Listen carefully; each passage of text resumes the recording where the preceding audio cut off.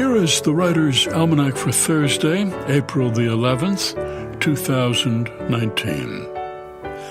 It's the birthday of Leo Rosten, born in Lodz in what is now Poland in 1908. Grew up in Chicago, went to the University of Chicago, taught English to adults in night school for a time. And then when his wife got pneumonia and appendicitis, they needed some money to pay the medical bills. He tried writing humorous pieces, wrote for the New Yorker magazine, published a book of his sketches based on his experience teaching immigrants at night school. The book was called The Education of Hyman Kaplan, was a huge success in 1937.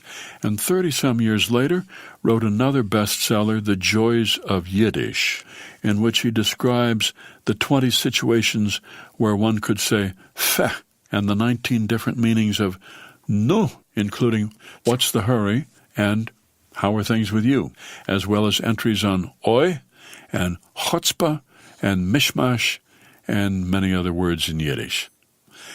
And it's the birthday of novelist Dorothy Allison, born Greenville, South Carolina, 1949, to an unwed 15-year-old mother. Grew up poor. She was sexually abused by her stepfather, but she became the first person in her family to graduate from high school, went to college on a National Merit Scholarship.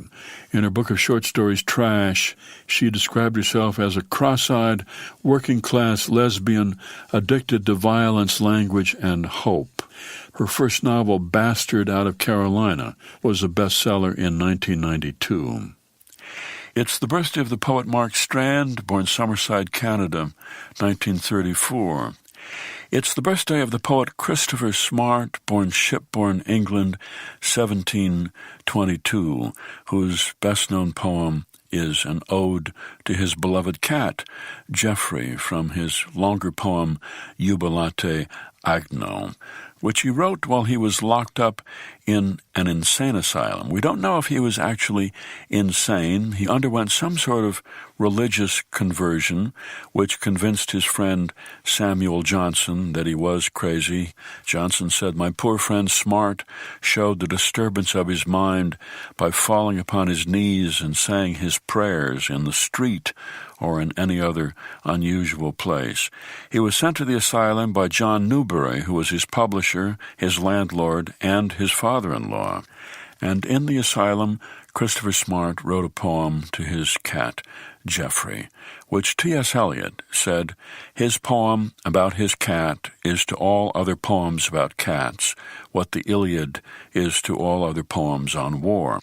Smart's poem, which begins, "For I will consider my cat Geoffrey, for the English cats are the best in Europe, for he is the cleanest in the use of his forepaws of any quadruped, for the dexterity of his defense is an instance of the love of God to him exceedingly."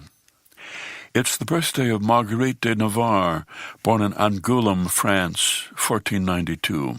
Grew up well-educated. When she was a teenager, she was married off to a duke who was basically illiterate. She had a son when she was 38 years old. The little boy died at a few months.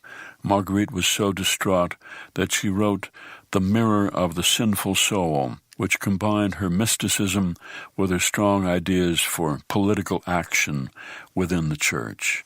Her brother Francis was the King of France, and Marguerite was sent on high-profile diplomatic missions. And on her travels, she wrote stories, 70 of them collected in the Heptameron, stories about women, their relationships with men, whether it was possible to be virtuous and also experience real love. Marguerite de Navarre, who said, "Never shall a man attain to the perfect love of God who has not loved to perfection some creature in this world." Here's a poem for today by Emily Dickinson from 1862, Much Madness is Divinest Sense. Much madness is divinest sense to a discerning eye.